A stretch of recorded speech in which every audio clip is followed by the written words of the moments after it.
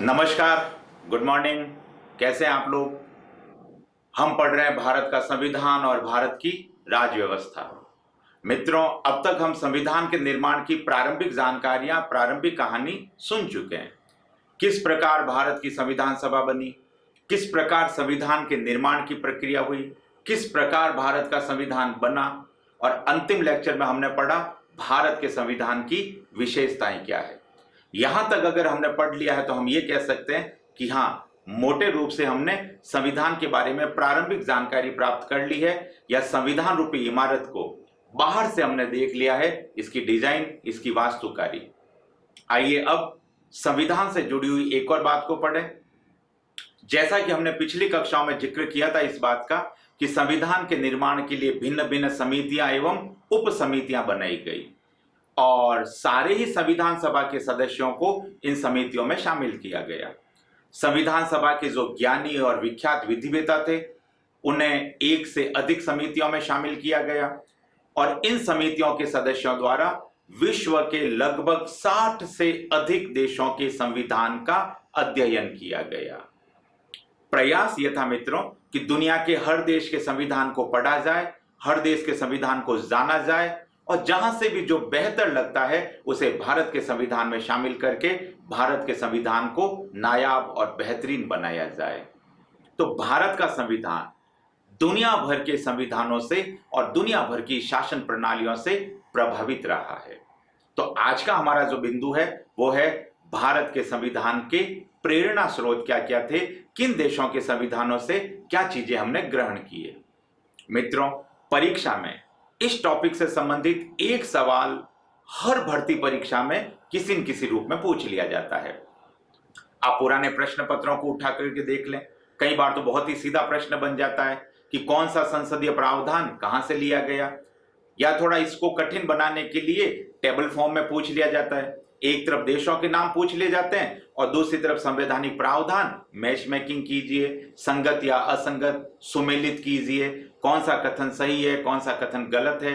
तो इस तरह से किसी न किसी प्रतियोगी परीक्षा में एक सवाल यहां से जरूर निकलता है कि भारत के संविधान के प्रेरणा स्रोत क्या है, कहां से क्या ग्रहण किया है। तो आइए इस महत्वपूर्ण बिंदु को जाने, भारत के संविधान के प्रेरणा स्रोत। संविधान के प्रेरणा स्रोत। संविधान के प्रेरणा स्रोत को आप भारत के संविधान के विदेशी स्रोत भी कह सकते हैं कि किन देशों के संविधान से क्या चीज हमने ग्रहण की है। संविधान के प्रेरणा स्रोत, संविधान के विदेशी स्रोत। मित्रों, भारत का संविधान दो प्रकार से प्रेरित रहा है, दो प्रावधानों से प्रेरित रहा है। नंबर एक तो आंतरिक प्रावधान कौन कौन से थे, और दूसरा विदेशी प्रावधान कौन कौन से थे जिनसे हमने प्रेरणा ली। तो आंतरिक प्रावधान और विदेशी प्रावधान। अगर बात करें आंतरिक प्रावधानों की, तो आप जानते हैं कि ब्रिटिश संसद द्वारा भारत पर शासन संचालन के लिए भिन्न भिन्न समय पर भिन्न भिन्न अधिनियम बनाए गए और इन अधिनियमों में बेहद महत्वपूर्ण अधिनियम थे 1919 का भारत परिषद अधिनियम और 1935 का भारत शासन अधिनियम। भारत के संविधान को सर्वाधिक रूप से प्रभावित किया है भारत शासन अधिनियम 1935 ने, या 1935 के अधिनियम ने, और हमारे संविधान के कुछ प्रावधान 1919 के अधिनियम से भी लिए गए, जिसकी अभी हम चर्चा करेंगे। तो ये जो 1919 और 1935 के जो अधिनियम है, ये भारत के संविधान के आप कहेंगे आंतरिक प्रावधान रहे हैं, आंतरिक प्रेरणा स्रोत रहे हैं। इसके अलावा अन्य देशों के संविधानों से जो भी हमने ग्रहण किया है वो रहे हैं भारत के संविधान के विदेशी प्रावधान। तो आइए सर्वप्रथम हम बात करें भारत के संविधान के आंतरिक प्रावधानों की। आंतरिक प्रावधानों में सर्वप्रथम बात करें 1935 का अधिनियम। 1935 का भारत शासन अधिनियम। भारत शासन अधिनियम इसलिए कह रहा हूं मित्रों क्योंकि 1935 के अधिनियम के तहत इंग्लैंड में जो भारत परिषद बनी हुई थी, इंग्लैंड में जो गृह सरकार बनी हुई थी, जो भारत पर शासन कर रही थी भारत सचिव और 15 सदस्यों की सहायता से। तो उस भारत परिषद को समाप्त कर दिया गया। भारत का शासन प्रत्यक्ष रूप से ब्रिटिश संसद को सौंपा गया और 1935 का ये जो अधिनियम था ये ब्रिटिश संसद द्वारा बनाया गया लॉर्ड लिलिथगो की अध्यक्षता में। दोनों सदनों की, इंग्लैंड के दोनों सदनों की एक संयुक्त संसदीय समिति जेपीसी, जॉइंट पार्लियामेंट्री कमेटी बनाई गई और इसलिए 1935 के अधिनियम को हमने नाम दिया भारत शासन अधिनियम। 1935 के अधिनियम का सबसे बड़ा प्रावधान जो भारत के संविधान में ग्रहण किया गया था वो था केंद्र राज्य शक्तियों का विभाजन, केंद्र राज्य शक्तियों का बंटवारा। मित्रों, 1935 के अधिनियम में आपने बात पढ़ी होगी कि सभी राज्यों को, सभी रियासतों को, सभी केंद्र शासित प्रदेशों को मिलाकर एक अखिल भारतीय संघ बनाया जाएगा। जब अखिल भारतीय संघ बनेगा तो केंद्र यानी कि सेंट्रल और प्रांतों के मध्य शक्तियों का विभाजन किया जाएगा। इसके तहत 1935 के अधिनियम में यह प्रावधान किया गया था कि 3 प्रकार की सूचियां बनाई जाएगी, संघ सूची। और संघ सूची में उस समय, मैं 1935 के अधिनियम की बात कर रहा हूं, 59 विषय रखे गए और यह प्रावधान किया गया कि ये 59 विषयों पर विधि निर्माण की शक्ति केंद्र सरकार को होगी। इसी 1935 के अधिनियम में राज्य सूची का भी प्रावधान था और राज्य सूची के अंतर्गत 54 विषयों को शामिल किया गया और इन विषयों पर विधि निर्माण की शक्ति प्रांतीय विधान मंडलों को दी गई। 1935 के अधिनियम में ही समवर्ती सूची का भी प्रावधान था और समवर्ती सूची में 36 विषय रखे गए और यह प्रावधान किया गया कि इन विषयों पर विधि निर्माण की शक्ति केंद्र के विधानमंडल को भी होगी और राज्यों की विधानमंडलों को भी होगी। इस प्रकार दोनों को ही कानून बनाने का अधिकार दिया गया। भारत के संविधान में जो संघ सूची, राज्य सूची और समवर्ती सूची है वो कहीं ना कहीं इस 1935 के अधिनियम से प्रभावित रही है। हालांकि यह अलग बात है कि अब विषयों की संख्या में कुछ परिवर्तन है, परंतु मूल रूप से ये जो तीनों सूचियां हैं, संघ सूची, राज्य सूची और समवर्ती सूची, उसकी प्रेरणा और इससे जुड़े हुए प्रावधान 1935 के अधिनियम से ही प्रभावित रहे हैं। इस बात को ध्यान में रखना है। भारत के संविधान में जो संसदीय प्रणाली है मित्रों, संसदीय प्रणाली के भी बहुत सारे प्रावधान इसी 1935 के अधिनियम से प्रभावित रहे हैं। तो नंबर 1, सबसे पहले हमने बात की 3 प्रकार की सूचियां, संघ सूची, राज्य सूची और समवर्ती सूची, कहीं न कहीं प्रेरित रही है 1935 से और 1935 के अधिनियम से कई सारे संसदीय प्रावधान भी भारत के संविधान में ग्रहण किए गए। 1935 के तहत ही याद करो मित्रों, 1919 का अधिनियम, मैं बात कर रहा हूं 1919 के अधिनियम की, और 1919 के अधिनियम के तहत भारत में लोक सेवा आयोग के गठन का प्रावधान किया गया और 1935 में इसे संघ लोक सेवा आयोग यूपीएससी कह दिया गया, यूनियन पब्लिक सर्विस कमीशन, क्योंकि 1935 तक आते आते लोक सेवा आयोग में रियासतों को भी शामिल किया गया, रियासतों के लोगों को भी भर्ती परीक्षाओं में शामिल करने का प्रावधान किया गया। तो 1935 में संघ लोक सेवा आयोग का एक, आप कहेंगे, एक वृहद ढांचा गठित हुआ और यह संघ लोक सेवा आयोग भारत में आज भी कार्यरत है। तो संघ लोक सेवा आयोग और इसके प्रावधान भी 1935 के अधिनियम से ही प्रभावित रहे हैं। और वास्तव में मित्रों 1935 का अधिनियम भारत के संविधान का मूल आधार है और ऐसा कहते हैं कि भारत के संविधान के 395 अनुच्छेदों में से अधिकांश अनुच्छेद 1935 के अधिनियम से ही प्रेरित और प्रभावित रहे हैं। तो इसका सीधा सा अर्थ यह निकला कि 1935 का अधिनियम कहीं न कहीं आधार है भारत के संविधान का और ये एक बाहरी ढांचा है 1935 का अधिनियम, जिसके भीतर हमने भारतीय संविधान में कुछ नवीन प्रावधानों को शामिल किया है। तो इस प्रकार भारत का संविधान सर्वाधिक रूप से प्रभावित और प्रेरित रहा है 1935 के अधिनियम से। एक बार मैं मोटे तौर से वापस भी दोहरा दूं, 1935 के अधिनियम से प्रभावित रही है तीनों सूचियां, संघ सूची, राज्य सूची, समवर्ती सूची। 1935 के अधिनियम से प्रभावित हुए हैं भारत के कई सारे संसदीय प्रावधान और संसदीय कार्य प्रणालियां। 1935 के अधिनियम से ही हमने लिया है। संघ लोक सेवा आयोग से जुड़े हुए प्रावधान, इनको हमने भारत के संविधान में शामिल किया है। तो ये सारी बातें तो हो गई आंतरिक स्रोत के रूप में जो हमने हमारे संविधान में शामिल की। अब बात करें भारत के संविधान के बाह्य स्रोत कौन कौन से हैं। और बाह्य स्रोत में बात करें मित्रों अलग अलग देशों की, सर्वप्रथम बात करें इंग्लैंड, ग्रेट ब्रिटेन। भारत का संविधान सर्वाधिक रूप से प्रेरित रहा है इंग्लैंड के संविधान से, क्योंकि चूंकि इंग्लैंड 190 सालों से भारत पे शासन कर रहा है। भारत में जितना भी संवैधानिक विकास हुआ है, जो संसदीय ढांचा गठित हुआ है, वो ब्रिटिश सरकार की देन रही है। अतः भारत का शासन प्रशासन, भारत का संविधान, भारत की संसदीय प्रणालियां मुख्य रूप से ब्रिटिश संविधान से प्रेरित और प्रभावित रही है। तो हम सबसे ज्यादा प्रभावित हैं इंग्लैंड के संविधान से। आइए देखें मुख्य रूप से ब्रिटिश संविधान से भारतीय संविधान में क्या क्या बिंदु शामिल किए गए हैं। इंग्लैंड के संविधान की अगर बात करें तो यहां से सबसे ज्यादा मुख्य रूप से प्रभावित है भारत में जिसे आप कहेंगे संसदीय व्यवस्था या संसदात्मक व्यवस्था। मित्रों आप जानते हैं कि इंग्लैंड संसदीय व्यवस्था की जननी है और इंग्लैंड से ही सारी की सारी संसदीय व्यवस्थाएं भारत ने भी ली है। इंग्लैंड की जो संसदीय व्यवस्था है वो वेस्टमिंस्टर मॉडल की संसद कहलाती है, वेस्टमिंस्टर मॉडल की संसद। और भारत का संविधान और भारत का संसदीय प्रावधान भी ब्रिटिश प्रावधानों से प्रेरित है, इसलिए भारत और इंग्लैंड की संसद को वेस्टमिंस्टर मॉडल की संसद कहते हैं। आइए देखें कि संसदीय व्यवस्था के तहत, संसदीय प्रावधानों के तहत क्या क्या बिंदु भारत के संविधान में शामिल किए गए हैं।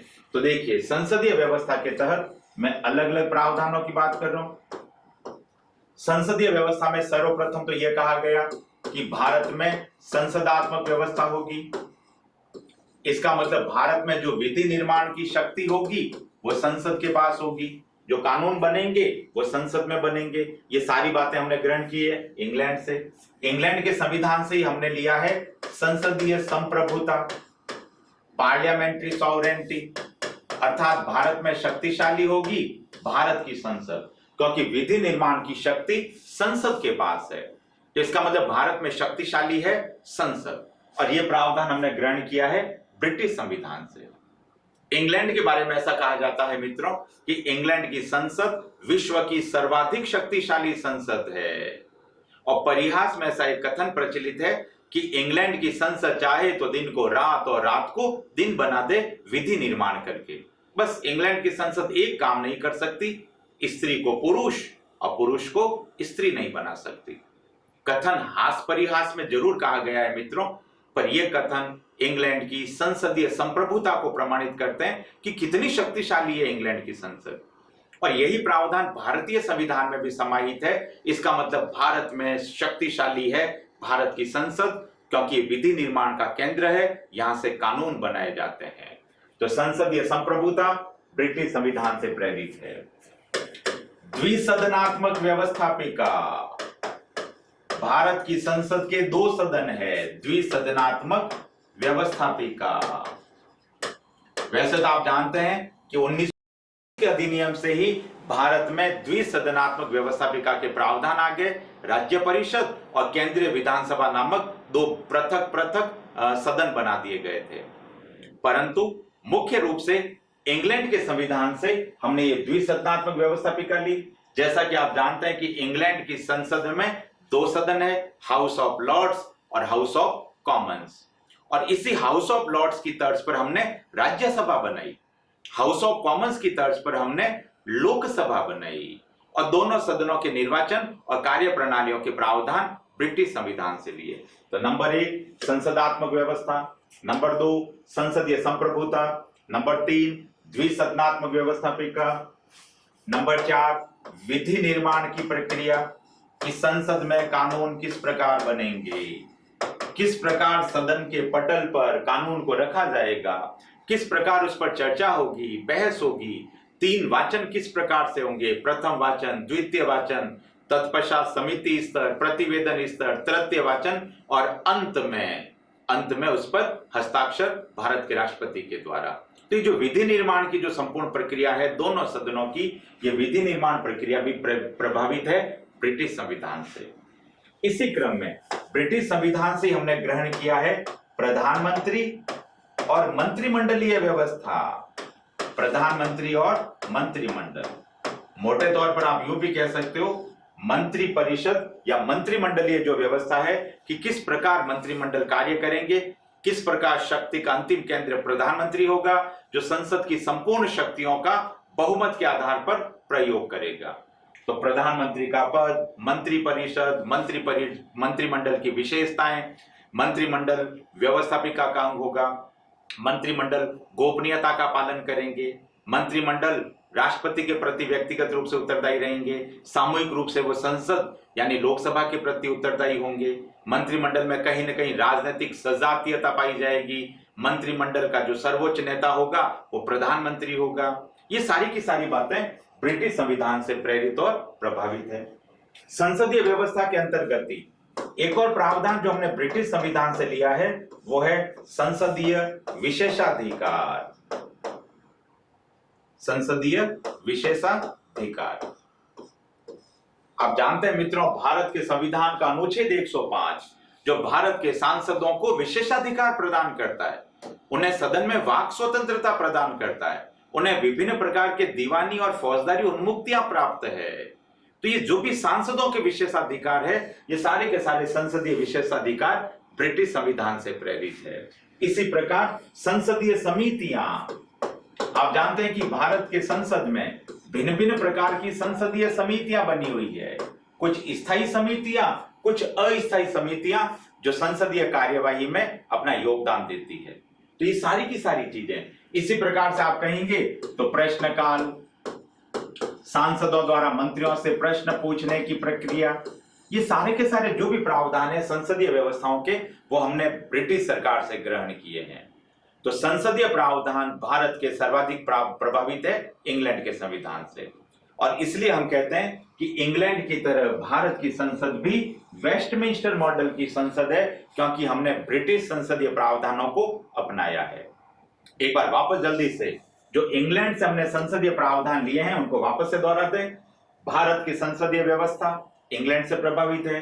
संसदीय व्यवस्था में संसदीय समितियां, संसदीय संप्रभुता, द्विसदनात्मक व्यवस्थापिका, विधि निर्माण की प्रक्रिया, प्रधानमंत्री और मंत्रिमंडलीय व्यवस्था, संसदीय विशेषाधिकार, इसके साथ साथ एक महत्वपूर्ण बिंदु और भी मित्रों, और वो महत्वपूर्ण बिंदु है दोहरी कार्यपालिका।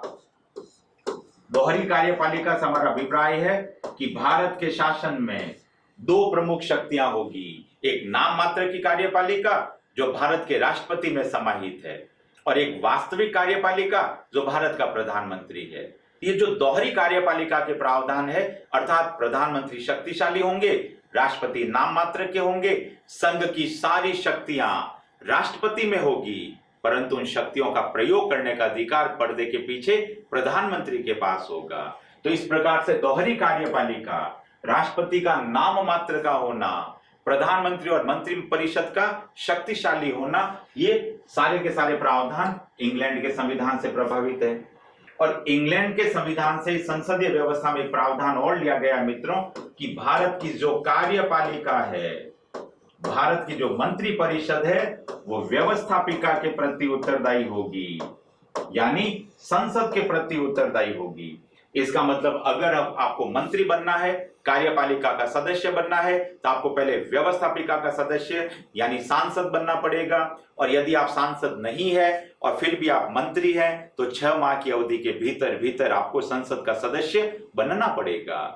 और ये सारी की सारी कार्यपालिका शक्ति उत्तरदायी है व्यवस्थापिका यानी संसद के प्रति, और संसद अर्थात लोकसभा अविश्वास प्रस्ताव पारित करके कार्यपालिका को भंग कर सकती है, त्याग पत्र देने को बाध्य कर सकती है। अर्थात भारत की कार्यपालिका, मंत्री परिषद, भारत की व्यवस्थापिका संसद के प्रति उत्तरदायी होगी। ये जो तमाम संसदीय प्रावधान है मित्रों, वो हमने इंग्लैंड के संविधान से ग्रहण किए। तो अगर प्रश्न आ जाए कि भारत की संसदीय व्यवस्था, भारत के संसदीय प्रावधान किस देश से सर्वाधिक प्रभावित रहे, तो हमारा जवाब होगा इंग्लैंड के संविधान से। तो ये तो बात हुई एक। संसदीय व्यवस्थाएं क्या ग्रहण की है। आइए इसके अलावा कुछ और बातें लें जो हमने इंग्लैंड के संविधान से ली है। इन सब चीजों के अलावा जो चीज हमने इंग्लैंड के संविधान से ग्रहण की है वो है विधि का शासन। विधि का शासन। इंग्लैंड के विचारक डाइसी द्वारा सर्वप्रथम विधि के शासन की अवधारणा दी गई और इंग्लैंड से इसी प्रावधान को भारत के संविधान में ग्रहण किया गया है। इसका अर्थ है कि भारत में शासन न तो नरेंद्र मोदी का है और न शासन मनमोहन सिंह का है, भारत में शासन तो विधि का है। इसका मतलब भारत का जो शासन संचालन होता है वो भारत के संविधान के माध्यम से होता है। तो भारत में किसका शासन है? भारत में विधि का शासन है, भारत में संविधान का शासन है। तो विधि का शासन शब्द ब्रिटिश संविधान से ग्रहण किया गया है। इसी प्रकार एक और महत्वपूर्ण शब्द जो हमने ब्रिटिश संविधान से लिया है वो शब्द है विधि के समक्ष समानता। Equality before law. विधि के समक्ष समानता। याद करो मित्रों, भारत के संविधान का अनुच्छेद 14 मौलिक अधिकार और अनुच्छेद 14 ये प्रावधान करता है कि भारत के सभी नागरिक विधि के समक्ष समान होंगे। ये विधि के समक्ष समानता ये कहती है मित्रों कि भारत में सभी नागरिक कानून की दृष्टि में एक समान होंगे। कानून किसी के साथ कोई भेदभाव नहीं करेगा। अर्थात ये एक प्रकार का बाध्यकारी प्रावधान है मित्रों। ये एक प्रकार का नकारात्मक प्रावधान है। बाध्यकारी और नकारात्मक प्रावधान कि किसी भी परिस्थिति में किसी भी व्यक्ति के साथ विधि द्वारा किसी भी प्रकार का भेदभाव नहीं किया जा सकता। अर्थात सारे नागरिक हर परिस्थिति में विधि के समक्ष एक समान माने जाएंगे। इसका अर्थ है कि विधि का शासन और विधि के समक्ष समानता ये ब्रिटिश संविधान से प्रेरित है। इसी क्रम में ब्रिटिश संविधान से एक और बात हमने ग्रहण की है और वो है एकल नागरिकता, इकहरी नागरिकता। और एकल नागरिकता से हमारा अभिप्राय है कि भारत में नागरिकता प्रदान करने और नागरिकता समाप्त करने का एकमात्र अधिकार भारत की संसद को है। ऐसा करने का अधिकार राज्यों के विधानमंडलों को नहीं है। अर्थात विधानसभाएं नागरिकता के संबंध में किसी प्रकार का कोई प्रावधान नहीं बना सकती। ये संघ की शक्ति है और ये इस पर विधि बनाने का अधिकार भारत की संसद में समाहित है। तो इसका अर्थ है कि भारत में एकल नागरिकता है, इकहरी नागरिकता है और नागरिकता संबंधी प्रावधान और विधि निर्माण संसद द्वारा ही किए जा सकते हैं। और ये सारी चीजें हमने ली है ब्रिटिश संविधान से। तो मित्रों, इतनी सारी बातें हमने इंग्लैंड के संविधान से ग्रहण की है। इसका मतलब अब आपसे अगर पूछे कि बताइए किस देश के संविधान से भारत का संविधान सर्वाधिक प्रभावित रहा है, तो आपका जवाब होगा इंग्लैंड के संविधान से। और किस अधिनियम से भारत का संविधान सर्वाधिक प्रभावित रहा है, तो हमारा जवाब होगा 1935 के अधिनियम से। चलें इसी क्रम में अगले देश की बात करें। इंग्लैंड के संविधान के पश्चात जिस देश के संविधान से भारत ने सर्वाधिक ग्रहण किया है वो देश है संयुक्त राज्य अमेरिका, यूएसए। अमेरिका के संविधान से भी भारत के संविधान में कई सारे प्रमुख प्रावधानों को ग्रहण किया गया है, प्रेरित किया गया है। एक चीज जान ले मित्रों, जब भी हम इस शब्द इस्तेमाल करते हैं कि इस देश के संविधान से ये चीज ग्रहण की, इसका मतलब इसे कट कॉपी पेस्ट नहीं किया है मित्रों, केवल प्रेरणा ली है। हमारे संविधान निर्माताओं ने विश्व के संविधानों को पढ़ा और इन प्रावधानों को पढ़कर इन्हें भारतीय जनमानस के अनुरूप भारतीय परिस्थितियों में बदलाव करके लागू किया है। अर्थात हमने नकल में भी पूरी अकल का इस्तेमाल किया है और इसे भारतीय परिस्थितियों के संदर्भ में लागू किया है। तो इन अमेरिका के संविधान से क्या क्या बातें ग्रहण है, आइए इनके बारे में जान लें। बहुत महत्वपूर्ण बिंदु जो हमने अमेरिका के संविधान से लिया वो है मौलिक अधिकार, मूल अधिकार, फंडामेंटल राइट्स। मित्रों, दुनिया में सबसे पहला देश था इंग्लैंड जिसने अपने नागरिकों को मौलिक अधिकार दिए हैं, परंतु हमने मौलिक अधिकार ग्रहण किए हैं अमेरिका के संविधान से। तो भारतीय संविधान के मौलिक अधिकार अमेरिकी संविधान से प्रेरित और प्रभावित है। मौलिक अधिकारों के पश्चात दूसरा महत्वपूर्ण बिंदु जो हमने अमेरिकी संविधान से लिया वो था संघीय न्यायालय, जिसे हम सर्वोच्च न्यायालय कहते हैं। यहाँ एक चीज जान लें मित्रों कि ब्रिटिश सरकार द्वारा 1935 के अधिनियम के तहत भारत में संघीय न्यायालय की स्थापना की गई थी। ये ठीक बात है, परंतु वर्तमान में हमारा जो सर्वोच्च न्यायालय है, इसके कार्य, इसकी शक्तियां, इसका जो क्षेत्राधिकार है, वो कहीं ना कहीं अमेरिकी संविधान से प्रेरित और प्रभावित है। क्योंकि आप जानते हैं कि अमेरिका में शक्ति पृथक्करण का सिद्धांत, मॉन्टेस्क्यू का सिद्धांत लागू है। वहां कार्यपालिका, व्यवस्थापिका, न्यायपालिका तीनों परस्पर स्वतंत्र है, परस्पर पृथक है, चेक एंड बैलेंस, नियंत्रण और संतुलन के तहत काम करते हैं। और इसीलिए अमेरिका के संविधान में एक शक्तिशाली, स्वतंत्र और पृथक न्यायालय गठित है। और हमने भी हमारे सर्वोच्च न्यायालय को जो शक्तियां प्रदान की है, जो क्षेत्राधिकार प्रदान किया है, वो कहीं ना कहीं अमेरिकी संविधान से प्रेरित है। ऐसा नहीं है मित्रों कि अमेरिका की तरह भारत का सर्वोच्च न्यायालय बेहद शक्तिशाली है, ऐसा नहीं है।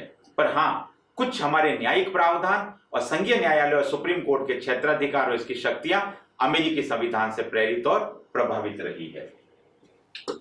सर्वोच्च न्यायालय से जुड़ा हुआ एक और प्रावधान जो हमने अमेरिकी संविधान से ग्रहण किया, और वो है न्यायिक पुनरावलोकन, जुडिशियल रिव्यू, न्यायिक समीक्षा या न्यायिक पुनर्विलोकन। न्यायिक पुनरावलोकन को हम पिछली कक्षा में पढ़ चुके हैं मित्रों, और मैंने आपको यह बताया था कि भारत के संविधान के अनुच्छेद 13 में कहीं न कहीं न्यायिक पुनरावलोकन के आधार समाहित है। और आर्टिकल 13 यह कहता है कि यदि संघ की कोई विधि मौलिक अधिकारों का हनन करे तो इसे न्यायालय में चुनौती दी जा सकती है। न्यायालय ऐसे कानूनों को निष्प्रभावी और शून्य घोषित कर सकता है। तो जो न्यायिक पुनरावलोकन है, इसी प्रकार सर्वोच्च न्यायालय के अधीन आर्टिकल 137 यह कहता है कि सुप्रीम कोर्ट स्वयं के द्वारा दिए गए किसी पूर्ववर्ती फैसले की समीक्षा करके उस पूर्ववर्ती फैसले को रद्द कर सकता है अथवा कोई नया फैसला जारी कर सकता है। आपने ऐसे बहुत सारे प्रावधान पढ़े और सुने होंगे मित्रों कि गोलकनाथवाद में सुप्रीम कोर्ट ने क्या निर्णय दिया, कालांतर में केशवानंद भारतीवाद में सुप्रीम कोर्ट अपने निर्णय को बदल देता है। इसी प्रकार अलग अलग मुद्दों पर आपने देखा होगा सर्वोच्च न्यायालय ने कई बार अपने पूर्ववर्ती फैसलों को रद्द किया है और नए फैसले जारी किए हैं।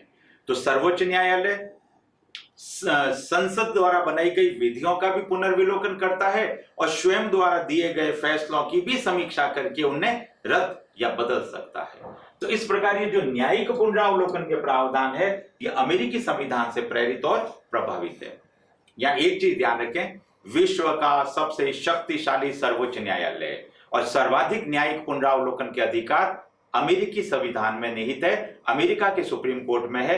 भारत में इतना शक्तिशाली नहीं है न्यायिक पुनरावलोकन और भारत का सर्वोच्च न्यायालय, पर कहीं ना कहीं हमारा सर्वोच्च न्यायालय और न्यायिक पुनरावलोकन के प्रावधान अमेरिकी संविधान से प्रेरित रहे हैं। इसी क्रम में बात करें अमेरिकी संविधान से, तो भारत के संविधान में निहित महाभियोग की प्रक्रिया, इंपीचमेंट प्रोसेस, कि किस प्रकार संवैधानिक पदाधिकारियों को, जैसे भारत का राष्ट्रपति, किस प्रकार उसे पद से हटाया जा सकता है।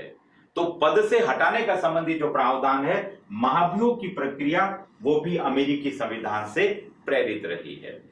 इसी क्रम में अगले बिंदु की बात करें तो जो बिंदु हमने अमेरिकी संविधान से लिया है वो है भारत में उपराष्ट्रपति का पद। भारतीय उपराष्ट्रपति का पद अमेरिकी संविधान से प्रेरित है। इसी क्रम में बेहद महत्वपूर्ण बिंदु जो हमने अमेरिकी संविधान से लिया वो है भारत के प्रस्तावना की प्रथम पंक्ति।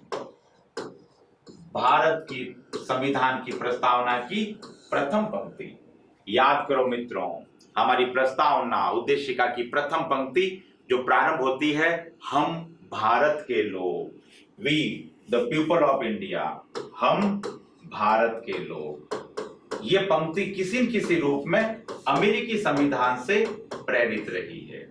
अगर आप अमेरिका के संविधान को पढ़ें तो अमेरिका के संविधान का प्रारंभ होता है we the people of United State of America, हम संयुक्त राज्य अमेरिका के लोग, और तत्पश्चात वहां का संविधान प्रारंभ होता है। हमारे संविधान निर्माता भी ये चाहते थे कि भारत का संविधान बेशक संविधान सभा द्वारा बनाया गया है, पर यह कहीं न कहीं भारतीय जनता द्वारा निर्मित है और यह भारतीय जनता को समर्पित है। अतः संविधान निर्माता इस भावना को ग्रहण करना चाहते थे कि जब भारत के लोग इस संविधान को पढ़े तो उन्हें ऐसा लगना चाहिए कि संविधान हमने बनाया है, ये संविधान हमारे ही प्रतिनिधियों ने बनाया है, इसलिए हमने अमेरिकी संविधान की इसी पंक्ति को ग्रहण किया और हमने भी हमारी प्रस्तावना का प्रारंभ किया, हम भारत के लोग। तो जो पहली पंक्ति है मित्रों, ध्यान रखें, केवल पहली पंक्ति, पूरी प्रस्तावना नहीं ली हमने अमेरिका से, केवल प्रथम पंक्ति, हम भारत के लोग, ये प्रेरित है, प्रभावित है अमेरिकी संविधान से। इसी क्रम में बात करें अन्य प्रावधानों की, तो अमेरिकी संविधान से ही हमने ग्रहण किया है वित्तीय आपातकाल संबंधी प्रावधान। वित्तीय आपातकाल संबंधी प्रावधान, भारत के संविधान के अनुच्छेद 360 के प्रावधान, वित्तीय आपातकाल। आप जानते हैं मित्रों, देश की अर्थव्यवस्था खराब हो जाए, देश की अर्थव्यवस्था बिगड़ जाए, तो ऐसी स्थिति में वित्तीय आपातकाल लागू किए जा सकते हैं और ये वित्तीय आपातकाल के प्रावधान अमेरिकी संविधान से प्रेरित है। परंतु ध्यान रखें मित्रों, अमेरिका के वित्तीय आपातकाल और भारत के वित्तीय आपातकाल की मूल प्रकृति में अंतर है। भारत में वित्तीय आपातकाल का प्रावधान है जब भारत में आर्थिक व्यवस्था बिगड़ जाए, परंतु अमेरिका में तो इसके अलावा भी वित्तीय आपातकाल के प्रावधान है। आप जानते हैं कि अमेरिका में शक्ति पृथक्करण है, वहां के राष्ट्रपति के द्वारा बनाई गई विधियों को वहां की संसद कई बार रद्द कर देती है, रोक देती है। कई बार ऐसा होता है मित्रों कि राष्ट्रपति का वहां की संसद में या सीनेट में बहुमत नहीं है और राष्ट्रपति द्वारा बनाई गई विधियों को अमेरिकी संसद रोक देती है। ऐसी स्थिति में वहां वित्तीय आपातकाल लगते हैं। तो अमेरिका में आर्थिक व्यवस्था नहीं बिगड़े इसके बावजूद भी वित्तीय आपातकाल लगते हैं, परंतु भारत में ऐसा प्रावधान नहीं है मित्रों। भारत में तो आर्थिक व्यवस्था डावाडोल होने पर ही वित्तीय आपातकाल के प्रावधान है। तो मोटे तौर पर यह वित्तीय आपातकाल और इससे जुड़े हुए प्रावधान अमेरिकी संविधान से प्रेरित है। अमेरिकी संविधान से एक और बात हमने ग्रहण की है और वो है अनुच्छेद 14 में लिखा गया एक शब्द, विधि का समान संरक्षण। विधि का समान संरक्षण, equal protection for the law. अभी हमने पीछे पढ़ा अनुच्छेद 14, इसमें एक पंक्ति जो इंग्लैंड के संविधान से ली वो थी विधि के समक्ष समानता, और उसकी दूसरी पंक्ति विधि का समान संरक्षण, ये अमेरिकी संविधान से लिया गया है।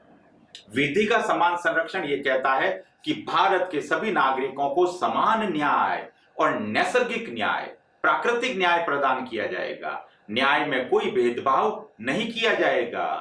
परंतु देखो, परंतु लग रहा है मित्रों, परंतु विशेष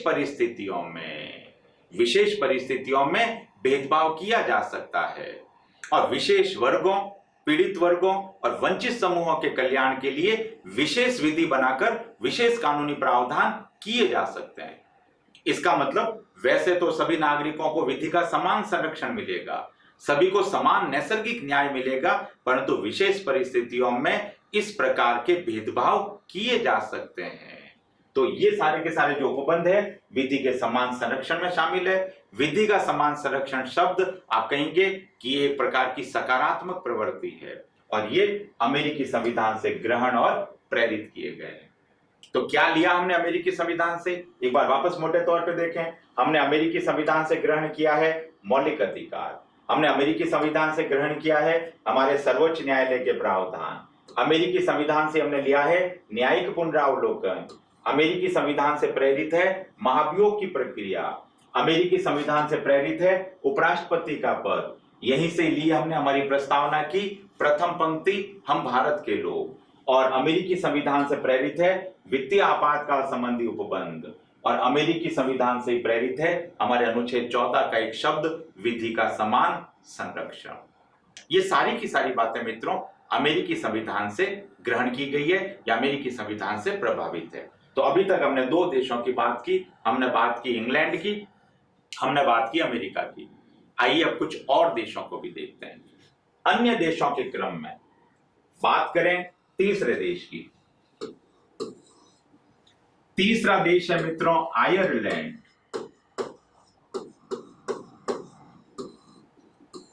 हमने कुछ बातें आयरिश संविधान से भी ग्रहण की है। क्या लिया आयरलैंड के संविधान से? तो बहुत ही कॉमन प्रश्न जो यहां से पूछा जाता है वो है नीति निर्देशक तत्व, डायरेक्टिव प्रिंसिपल। आप जानते हैं कि भारत के संविधान में भाग 4 में अनुच्छेद 36 से लेकर 51 तक भाग 4 और अनुच्छेद 36 से लेकर और 51 तक नीति निर्देशक तत्वों का प्रावधान है। और ये नीति निर्देशक तत्व आप कहेंगे कि राज्य के लिए एक प्रकार के निर्देशक तत्व है कि राज्य जब कानून बनाएगा, योजनाएं बनाएगा, कोई भी कार्यक्रम संचालित करेगा तो नीति निर्देशक तत्वों को केंद्र में रखकर करेगा। अर्थात नीति निर्देशक तत्व सामाजिक और आर्थिक न्याय के घोषणा पत्र है।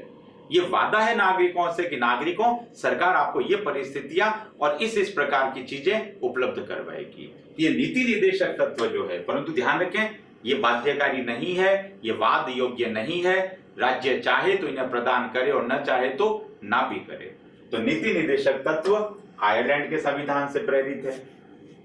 इसी क्रम में आयरलैंड के संविधान से हमने एक प्रावधान लिया है और वो प्रावधान है राष्ट्रपति का निर्वाचक मंडल। निर्वाचक मंडल शब्द इस्तेमाल किया मित्रों, मैंने निर्वाचन शब्द इस्तेमाल नहीं किया है। राष्ट्रपति का निर्वाचक मंडल, इलेक्टोरल कॉलेज, इसका मतलब कौन लोग राष्ट्रपति को वोट देंगे। राष्ट्रपति का जो निर्वाचक मंडल होगा उसमें कौन लोग शामिल होंगे। आप भारत के संविधान के संदर्भ में जानते हैं मित्रों कि भारत के वो सभी सांसद जो चाहे लोकसभा के हो या राज्यसभा के हो, परंतु शर्त है कि वो निर्वाचित होने चाहिए। और भारत के विधायक सारे राज्यों के और दिल्ली, पुदुचेरी जैसे केंद्र शासित प्रदेशों की विधानसभाओं के निर्वाचित विधायक, अर्थात निर्वाचित सांसद और निर्वाचित विधायक भारत के राष्ट्रपति के निर्वाचन में भाग लेते हैं। यह भारत के राष्ट्रपति का निर्वाचक मंडल है। तो इस प्रकार ये जो निर्वाचक मंडल का प्रावधान है कि कौन राष्ट्रपति को मतदान करेगा, ये भी हमने आयरलैंड के संविधान से ही ग्रहण किया है। आयरिश संविधान से जो तीसरा बिंदु हमने ग्रहण किया है वो है कि भारत के राष्ट्रपति द्वारा राज्यसभा में सदस्यों का मनोनयन करना। राज्यसभा में मनोनयन,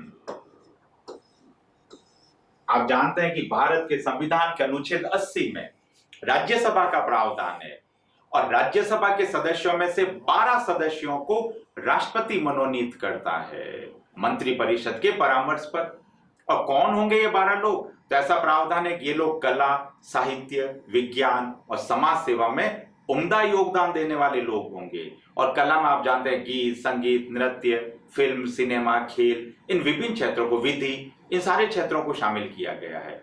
तो इस प्रकार 12 ऐसे लोगों को जो कला, साहित्य, विज्ञान और समाज सेवा में उल्लेखनीय योगदान देने वाले हैं, ऐसे लोगों के ज्ञान और गुणों को ग्रहण करने के लिए, इनकी योग्यता का लाभ उठाने के लिए इन्हें राज्यसभा में सांसद के रूप में मनोनीत किया जाता है।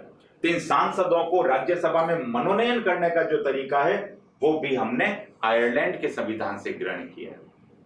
तो ये 3 बातें एक बार वापस से दोहरा दें। आयरलैंड के संविधान से हमने लिए हैं नीति निर्देशक तत्व। आयरलैंड के संविधान से प्रभावित है राष्ट्रपति का निर्वाचक मंडल। आयरलैंड के संविधान से प्रभावित है राज्यसभा में राष्ट्रपति द्वारा सदस्यों को मनोनयन करने की परंपरा। ये चीजें हमने आयरिश संविधान से ग्रहण की है। बात करें अगले देश की। आयरलैंड के पश्चात अगला जो देश है ऑस्ट्रेलिया। और ऑस्ट्रेलिया के संविधान के भी कुछ उपबंध भारतीय संविधान में शामिल है। और यहां से एक बड़ा महत्वपूर्ण प्रश्न निकलता है मित्रों, और वो है भारत के संविधान में लिखी गई हमारी प्रस्तावना, हमारी उद्देशिका। तो प्रश्न क्या बनता है मित्रों, ध्यान रखें। भारत के संविधान की प्रस्तावना, प्रस्तावना की भाषा, प्रस्तावना की भावना, शब्दों को ध्यान रखना है मित्रों। प्रस्तावना की भाषा या प्रस्तावना की भावना, ये जो प्रियम्बल है हमारे संविधान का, वो ऑस्ट्रेलिया के संविधान से प्रेरित है। तो यह एक बात फिर ध्यान रखें, शब्द बदलते ही आपका उत्तर बदल जाता है। भारत के संविधान की प्रथम पंक्ति, तो आपका जवाब होगा अमेरिकी संविधान से। और प्रस्तावना या फिर शब्द आ जाए कि प्रस्तावना की भाषा, प्रस्तावना की भावना, तो आप कहेंगे कि ये हमने ऑस्ट्रेलिया के संविधान से लिया है। और प्रस्तावना की पहली पंक्ति, हम भारत के लोग, ये अमेरिकी संविधान से प्रेरित है। तो प्रस्तावना नंबर 1। नंबर 2, ऑस्ट्रेलिया के संविधान से हमने लिया है केंद्र राज्य संबंध। केंद्र राज्य संबंध। संविधान में आप जानते हैं कि संविधान का भाग 11 और संविधान का भाग 12। भाग 11 में केंद्र और राज्यों की विधायी और प्रशासनिक कार्यों का प्रावधान है और भाग 12 में केंद्र राज्य वित्तीय संबंधों का प्रावधान है। तो जो केंद्र राज्य संबंध है, ये केंद्र राज्य संबंध किसी न किसी रूप में ऑस्ट्रेलिया के संविधान से प्रेरित रहे हैं। ऑस्ट्रेलिया के संविधान से जो तीसरा बिंदु हमने ग्रहण किया मित्रों, वो है हमारे संविधान की 7वीं अनुसूची में लिखी हुई समवर्ती सूची, कॉन्करेंट लिस्ट। समवर्ती सूची के बारे में आप जानते हैं कि इस सूची में लिखित विषयों पर संघ की संसद भी विधि बना सकती है और राज्य के विधानमंडल इस पर कानून निर्माण कर सकते हैं, परंतु जहां दोनों में विरोधाभास होगा वहां पर संघ की विधि प्रभावी रहेगी। तो इस प्रकार समवर्ती सूची में लिखित विषयों पर केंद्र और राज्य दोनों कानून विधि निर्माण कर सकते हैं। तो ये जो समवर्ती सूची में जो लिखी गई सूचियां हैं, इससे जुड़े हुए जो प्रावधान है वो कहीं ना कहीं ऑस्ट्रेलियाई संविधान से प्रेरित और प्रभावित रहे हैं। ऑस्ट्रेलिया के संविधान से ही एक और बिंदु ग्रहण किया गया है मित्रों, और वो है संयुक्त अधिवेशन का प्रावधान। संयुक्त अधिवेशन, जैसा कि आप जानते हैं, भारत के संविधान में वर्णित अनुच्छेद 108 संयुक्त अधिवेशन का प्रावधान करता है और अनुच्छेद 108 ये कहता है कि यदि किसी विधि पर, किसी कानून पर दोनों सदनों में मतभेद हो, मतभेद से हमारा तात्पर्य है कि यदि किसी एक प्रस्ताव को, किसी एक बिल को एक सदन ने पारित कर दिया है परंतु दूसरे सदन ने उसे रद्द कर दिया हो, या एक सदन ने पारित किया हो, दूसरे सदन ने उस पर संशोधन डाल दिए हो और वो संशोधन प्रथम सदन को स्वीकार ना हो, या एक सदन ने कोई भी बिल को पारित किया हो और दूसरे सदन में उस बिल पर चर्चा ही प्रारंभ नहीं हुई हो और 6 माह से अधिक का समय व्यतीत हो गया हो, तो मान लिया जाता है कि उस बिल पर मतभेद है दोनों सदनों में। ऐसी स्थिति में मंत्री परिषद के परामर्श पर भारत का राष्ट्रपति दोनों सदनों का संयुक्त अधिवेशन बुलाता है। तो इस प्रकार ये जो राष्ट्रपति द्वारा संयुक्त अधिवेशन बुलाए जाते हैं, जिसकी अध्यक्षता लोकसभा के अध्यक्ष करते हैं, ये संयुक्त अधिवेशन का जो प्रावधान है ऑस्ट्रेलिया के संविधान से ग्रहण किया गया है। तो एक बार वापस से जाने, ऑस्ट्रेलिया के संविधान से 4 बातें ली हमने: प्रस्तावना की भाषा या प्रस्तावना की भावना, केंद्र राज्य संबंध, समवर्ती सूची के प्रावधान और संयुक्त अधिवेशन से जुड़े हुए जो प्रावधान है वो ऑस्ट्रेलिया के संविधान से प्रेरित है। ऑस्ट्रेलिया के पश्चात आइए बात करें अगले देश की। अगला देश है कनाडा। आइए देखें कनाडाई संविधान से हमने क्या क्या लिया। कनाडा के संविधान से जो महत्वपूर्ण बिंदु हमने शामिल किया वो है भारत की संघात्मक व्यवस्था, या आप यूं भी कह सकते हैं संघीय शासन व्यवस्था। आप जानते हैं कि भारत में संघात्मक व्यवस्था है। एक बार फिर से ध्यान रखें, हम पढ़ चुके हैं इसी बात को, भारत संघीय राज्य नहीं है, भारत में संघात्मक व्यवस्था है और संघात्मक व्यवस्था से हमारा तात्पर्य है कि भारत में 2 सरकारें होगी, केंद्र में केंद्र सरकार होगी और राज्यों में पृथक से राज्य सरकार होगी और केंद्र और राज्य सरकारों में एक प्रकार की बॉन्डिंग होगी और दोनों सरकारें मिलकर भारत में शासन और प्रशासन का कार्य करेगी। तो जिस देश में केंद्र और राज्यों में पृथक पृथक सरकारें होती है उस देश को हम कहते हैं संघात्मक व्यवस्था या संघीय शासन व्यवस्था, और भारत में भी संघात्मक शासन व्यवस्था है जो कनाडाई संविधान से प्रेरित है। इसके अलावा कनाडा के संविधान से जो बात हमने ग्रहण की है वो है हमारी 7वीं अनुसूची में लिखी हुई अवशिष्ट सूची, रेजिडुअरी लिस्ट। अवशिष्ट सूची यह कहती है कि जब शक्तियों का वितरण कर दिया गया संघ सूची, राज्य सूची और समवर्ती सूची के माध्यम से, उसके बाद संविधान निर्माताओं ने प्रावधान किया कि यदि कोई विषय जिसका संविधान में उल्लेख नहीं है, यानी ऐसा कोई भी विषय जिसका संविधान में वर्णन नहीं है, वो न तो संघ सूची में है, न राज्य सूची में, न समवर्ती सूची में, उसे अवशिष्ट सूची में शामिल मान लिया जाएगा। अथवा ऐसा कोई भी विषय जो लिखने से संविधान में रह गया हो या ऐसा विषय जो भविष्य में नया उत्पन्न हो गया हो, उसे स्वतः ही अवशिष्ट सूची में शामिल माना जाएगा और अवशिष्ट सूची पर विधि निर्माण की शक्ति केंद्र सरकार के पास होगी, भारत की संसद के पास होगी। तो इस प्रकार जो अवशिष्ट सूची का प्रावधान है ये हमने लिया है कनाडाई संविधान से, और अवशिष्ट सूची से फायदा ये मिला कि इससे केंद्र और राज्यों में विवाद को किसी हद तक टाल दिया गया है। एक बार वापस से देखें, संघात्मक व्यवस्था, अवशिष्ट सूची। तीसरा बिंदु जो हमने कनाडाई संविधान से लिया है वो है राज्यपाल का पद। राज्यपाल का पद यानी गवर्नर। आप जानते हैं कि हर राज्य में संघ के एजेंट के रूप में केंद्र सरकार द्वारा राज्यपालों की नियुक्तियां की जाती है।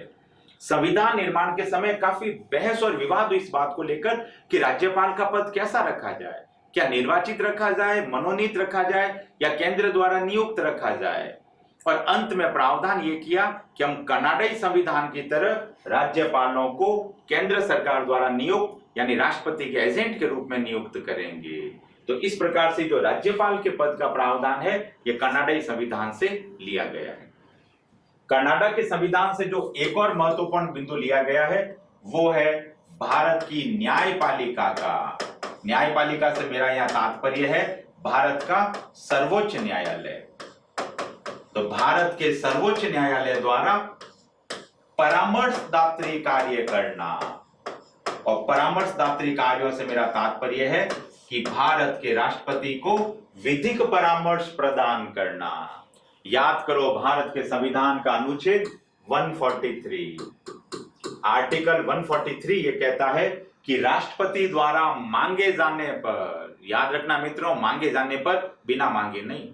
भारत का सर्वोच्च न्यायालय भारत के राष्ट्रपति को 2 प्रकार का विधिक परामर्श प्रदान करता है। इस पर आगे हम बहुत डिटेल में चर्चा करेंगे। तो इस प्रकार राष्ट्रपति का विधि परामर्शदाता या राष्ट्रपति को विधिक परामर्श देने का कार्य सुप्रीम कोर्ट द्वारा किया जाता है आर्टिकल 143 के तहत। तो ये 4 बिंदु वापस से दोहरा लें, संघीय शासन व्यवस्था, अवशिष्ट सूची, राज्यपाल का पद और भारत के सर्वोच्च न्यायालय द्वारा राष्ट्रपति को कानूनी परामर्श देना, ये बातें हमने कनाडाई संविधान से ग्रहण किए। इसी क्रम में कुछ और देशों की बात करें। अगले देशों में नाम आता है मित्रों फ्रांस का। फ्रांस के संविधान से 2 बड़ी महत्वपूर्ण बातें हमने ग्रहण की है, और उसमें पहली बात जिस पर हम पहले भी चर्चा कर चुके हैं और वो है गणतंत्र व्यवस्था या गणराज्य। फ्रांस की तरह भारत भी एक गणतंत्र है, एक रिपब्लिक स्टेट है मित्रों, ध्यान रखें। और 26 जनवरी 1950 को संविधान लागू होते ही भारत में गणतंत्र व्यवस्था लागू हो गई, और इसीलिए 26 जनवरी को गणतंत्र दिवस के रूप में मनाया जाता है। इसका सीधा सा तात्पर्य है कि भारत का जो संवैधानिक प्रधान होगा राष्ट्रपति, वो आनुवांशिक नहीं होगा, वो जनता द्वारा निर्वाचित होगा। तो जिस देश का मुखिया आनुवांशिक न होकर जनता द्वारा निर्वाचित होता है उस देश को गणतंत्र या गणराज्य कहते हैं मित्रों, ध्यान रखें। तो ये गणतंत्र व्यवस्था किस देश के संविधान से ली गई है? फ्रांस से। और फ्रांसी एक शब्द लिया है मित्रों, और वो शब्द है स्वतंत्रता, समानता और बंधुता। और ये भारत के संविधान की प्रस्तावना में समाहित है तीनों शब्द मित्रों, स्वतंत्रता, समानता और बंधुता। ये भारत की प्रस्तावना में उल्लेखित तीनों शब्द फ्रांसीसी संविधान से लिए गए हैं। मित्रों, फ्रांस में जब क्रांति हुई तो नारा लगा स्वतंत्रता, समानता और बंधुता। कालांतर में जब फ्रांस का संविधान बना तो उस फ्रांसीसी संविधान में इन तीनों शब्दों को महत्वपूर्ण स्वरूप प्रदान किया गया, और भारत के संविधान ने भी इन तीनों शब्दों को फ्रांस के संविधान से ग्रहण किया और इसे न केवल प्रस्तावना में शामिल किया अपितु आगे संविधान के बहुत सारे प्रावधान स्वतंत्रता, समानता और बंधुता पर आधारित है। तो ये 2 महत्वपूर्ण बातें हमने ली है फ्रांस के संविधान से।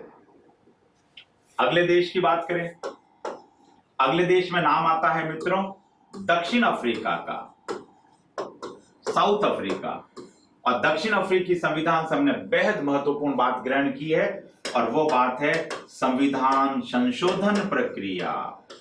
संविधान संशोधन प्रक्रिया, प्रोसेस ऑफ कॉन्स्टिट्यूशनल अमेंडमेंट। और जैसा कि आप जानते हैं कि भारत के संविधान का अनुच्छेद 368, कौन सा अनुच्छेद? 368 ये प्रावधान करता है कि भारत में संविधान में संशोधन करने की शक्ति संसद के पास होगी। संसद के पास संविधान में संशोधन करने की असीमित शक्ति होगी। भारत की संसद संविधान में संशोधन कर सकती है, किसी संसदीय प्रावधान का विलोपन या निरसन कर सकती है अथवा उसमें फेरबदल कर सकती है। और संसद जो संविधान में संशोधन करेंगे, उन संविधान संशोधन बिल को राष्ट्रपति वीटो नहीं कर सकता, राष्ट्रपति उस पर निलंबनकारी शक्तियों का प्रयोग नहीं कर सकता। ऐसे प्रावधान भी संविधान संशोधनों के माध्यम से जोड़े गए। तो जो संविधान संशोधन की प्रक्रिया है, और पिछली कक्षा में हमने पढ़ा भी है मित्रों कि भारत के संविधान में 3 प्रकार के संविधान संशोधनों का प्रकार है, परंतु अनुच्छेद 368 में 2 प्रकार के संविधान संशोधनों का उल्लेख है। इस पर हमने मोटे रूप से पिछली कक्षा में बात की है, और आगामी कक्षा में जब हम संविधान संशोधन का प्रकरण पढ़ेंगे, इन तीनों संविधान संशोधनों को बेहद बढ़िया तरीके से पढ़ने का प्रयास करेंगे। तो अभी इतना जान लें कि भारत में संविधान संशोधन की जो प्रक्रिया है, जो प्रावधान है, वो दक्षिण अफ्रीकी संविधान से प्रेरित है। अगले देश में नाम आता है मित्रों जर्मनी का, और जर्मनी में भी आप जानते हैं जर्मनी के एकीकरण में सबसे महत्वपूर्ण भूमिका निभाने वाला राज्य वाइमर गणराज्य, वाइमर गणराज्य। और इस वाइमर गणराज्य से हमने लिए हैं राष्ट्रपति के आपातकालीन शक्तियां, आपातकालीन शक्तियां। या आपातकालीन शक्तियों से मेरा यह अभिप्राय है मित्रों कि भारत में जब भी आपातकाल लगेंगे तो नागरिकों के मौलिक अधिकारों को निलंबित कर दिया जाएगा। मित्रों ध्यान रखें, मौलिक अधिकार समाप्त नहीं किए जा सकते, हाँ उन्हें कुछ समय के लिए निलंबित अवश्य किया जा सकता है। तो ये आपातकाल के दौरान संसद द्वारा जो मौलिक अधिकारों का निलंबन किया जाता है, ये मौलिक अधिकारों को निलंबित करने का जो प्रावधान है, ये जर्मनी के वाइमर गणराज्य से ग्रहण किए गए हैं। तो हम कहेंगे जर्मनी का वाइमर गणराज्य, यहां से लिया हमने आपातकालीन उपबंधों में मौलिक अधिकारों को निलंबित करने का प्रावधान, ये जर्मनी के वाइमर गणराज्य से लिया गया है। इसी क्रम में बात करें मित्रों अगले देश की, तो अगला देश है जापान। और जापान से हमने एक बेहद महत्वपूर्ण शब्द लिया है मित्रों, और वो शब्द है विधि द्वारा स्थापित प्रक्रिया। शब्द है मित्रों विधि द्वारा स्थापित प्रक्रिया।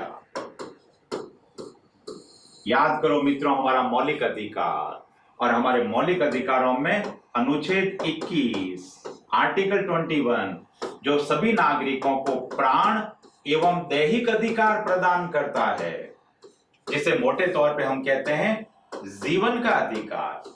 अब देखिए प्राण और दैहिक अधिकार में क्या प्रावधान किया गया है कि किसी भी नागरिक को विधि द्वारा स्थापित प्रक्रिया का उल्लंघन किए बिना उसके प्राणों से वंचित नहीं किया जा सकता।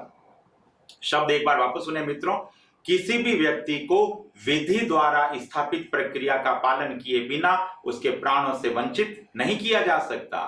इसका मतलब यदि किसी भी व्यक्ति को उसके प्राणों से वंचित करना है, प्राण दंड देना है, तो उसको बचाव का अंतिम समय तक मौका मिलेगा। याद करो मित्रों, हमने कसाब को भी अंतिम समय तक बचाव का मौका दिया, हमने याकूब मेनन को भी बचाव का अंतिम समय तक मौका दिया है मित्रों, और उसके लिए तो आधी रात को भी सुप्रीम कोर्ट खुला है और सुनवाई हुई है। याद करो दिल्ली के निर्भया कांड के 4 आरोपी, अंतिम समय तक हमारी न्यायपालिका ने उनको बचाव का मौका दिया। ऐसा इसलिए क्योंकि हमारे भारत के संविधान का अनुच्छेद 21 किसी भी व्यक्ति के प्राण और दैहिक अधिकारों का हनन करने से पूर्व विधि द्वारा स्थापित प्रक्रिया के प्रावधान करता है। अर्थात हर नागरिक को विधि द्वारा स्थापित प्रक्रिया का अधिकार मिलेगा, और इस विधि द्वारा स्थापित प्रक्रिया का पालन किए बिना किसी को भी उसके प्राणों से वंचित नहीं किया जा सकता। तब ये भी कह सकते हैं कि एक प्रकार से जो जीवन का अधिकार है, प्राण और दैहिक अधिकार है, ये जापान के संविधान से प्रेरित और प्रभावित है।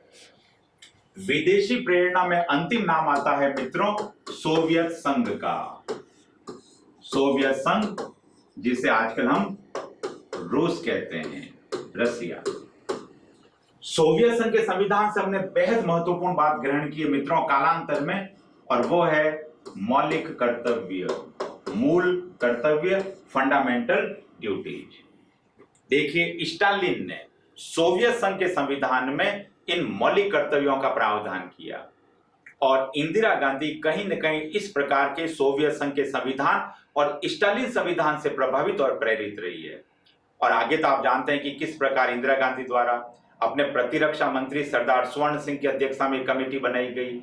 इस कमेटी की अनुशंसा पर हमने 42वें संविधान संशोधन 1976 के तहत, आप जानते हैं मित्रों, हमारे संविधान में एक नया भाग 4A जोड़ा और इसमें एक नया आर्टिकल जोड़ा, आर्टिकल 51A, अनुच्छेद 51A, और इसमें 10 मौलिक कर्तव्यों को शामिल किया। और कालांतर में 2002 में 86वें संशोधन द्वारा एक 11वां मौलिक कर्तव्य और जोड़ दिया। तो इस प्रकार हमारे संविधान में जो मौलिक कर्तव्य ग्रहण किए गए हैं वो सोवियत संघ के संविधान से प्रेरित और प्रभावित रहे हैं। तो मित्रों, आज हमने बात की भारत के संविधान के विदेशी स्रोत या प्रेरणा स्रोत। इससे क्या साबित होता है? तो आप कहेंगे कि भारत के संविधान निर्माताओं ने दुनिया भर के सारे संविधानों का अध्ययन किया, हर देश के संविधान के महत्वपूर्ण बिंदुओं को लिया और उन्हें भारत के संविधान में शामिल किया ताकि भारत का संविधान दुनिया का सबसे बेहतरीन संविधान बन सके। या भारत के संविधान पर एक आरोप लगता है मित्रों, एक आलोचना भी है, और भारत के संविधान को उदार का थैला नाम दिया है कि हमने नकल की है, लोगों से उधार लिया है। और भारत के संविधान की आलोचना करते हुए तो एक संविधान ने सभा के सदस्य तो यहां तक कह देते हैं कि भारत का संविधान कहीं की ईंट कहीं का रोड़ा, भानुमति ने कुनबा जोड़ा, यानी कुछ इधर से ग्रहण किया, कुछ इधर से ग्रहण किया और बना दिया भारत का संविधान। तो ध्यान रखें, न तो भारत का संविधान भानुमति का कुनबा है और न ही भारत का संविधान उदार का थैला है। आप तो कहेंगे कि भारत का संविधान भारत के संविधान निर्माताओं के अथक प्रयासों और उनकी बौद्धिक क्षमता का परिणाम है। हमने नकल नहीं की है मित्रों, ध्यान रखें, हमने तो प्रेरणा ली है। और किसी अच्छी बात की प्रेरणा लेना किसी भी प्रकार से आप कहेंगे गलत नहीं है। याद करो बाबा साहब अंबेडकर का कथन। अंबेडकर ने संविधान सभा में कहा है कि दुनिया के किसी भी देश की अच्छी व्यवस्थाओं को, अच्छी पद्धतियों को यदि हम ग्रहण कर लेते हैं तो इसमें कुछ भी बुरा नहीं है, कुछ भी गलत नहीं है। यह न तो साहित्यिक चोरी है और ये न ही बौद्धिक चोरी है। तो ध्यान रखें, हमने साहित्यिक चोरी नहीं की है, हमने बौद्धिक चोरी भी नहीं की है, हमने किसी की नकल भी नहीं की है, ध्यान रखो। और न ही भारत का संविधान उधार का थैला, न भानुमति का कुनबा। आप तो कहेंगे कि हमने दुनिया भर के संविधानों से बेहतरीन प्रावधानों को ग्रहण किया है, या ये आप कहेंगे संविधान बनाने वाले लोगों की उदारता थी, उनका उदात्त दृष्टिकोण था। और शायद इसी का ही परिणाम है कि आज भारत का संविधान दुनिया के बेहतरीन संविधानों में से एक है। तो आज हमने पढ़ा भारत के संविधान और संविधान में विदेशी प्रभाव कौन से थे, इनको जाना। तो आज अपनी बात को यही खत्म करते हैं। आगामी कक्षा में फिर किसी नए विषय के साथ, संविधान के फिर किसी नए बिंदु के साथ इसी प्लेटफॉर्म पर फिर से उपस्थित होऊंगा। तो आज के लिए इतना ही। मैं डॉक्टर अभय सिंह राजपुरोहित, धन्यवाद।